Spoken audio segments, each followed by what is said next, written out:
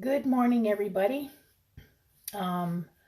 Yesterday I went live and I did my Chanaology and showed you that routine in the morning, which I have already done, which was the cleanser.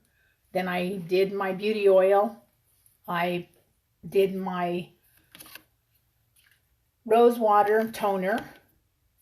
Then I put some serum and my day cream. So I've already done all of that. But today I really wanted to focus more on the Flawless 4 because there are really only today, tomorrow, and Saturday. And Sunday, pardon me. Anyway, so Glorious Touch Primer. You don't need much. I use like a pea-sized drop on my finger. And I'm going to kind of dapple it over my entire face. That's it. I want even coverage. I actually want more coverage around my eyes and on my cheeks. It helps fill in fine lines, pores, small wrinkles or little things that if you don't use primer, what's going to happen is your foundation, when you put it on, is going to go into those pores and you end up using more product than what you really need. So as you've probably heard before, not to prime is a crime, and you should leave primer on for 2 to 5 minutes before you put your foundation on. So just keeping that in mind, primer is pretty important so that you can make sure your makeup stays. It will help keep your makeup in place, goes on smoother, lighter. You use much less product. It's just all the way around better for you to use the primer. That's my recommendation. I've got liquid foundation. Recommended, make sure it's all out of your dropper before you shake it up. Shake it well. Minerals mean it separates. I don't know if you can hear that, but it's a liquid, so you need to make sure that it's incorporated. I'm going to use, if I can find it here,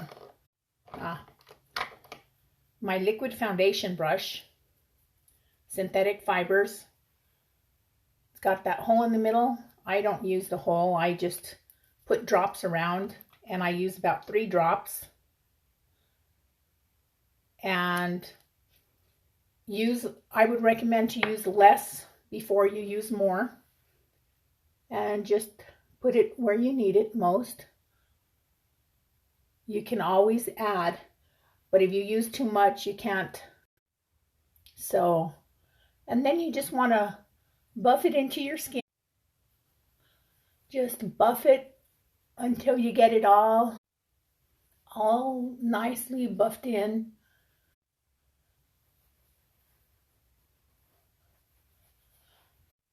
I go down onto my neck too, because your neck should be the same color as your face. Okay, so there's my foundation on. Still, there's a few little problems that I can see, and step 3 is concealer. So you can use concealer in many different ways.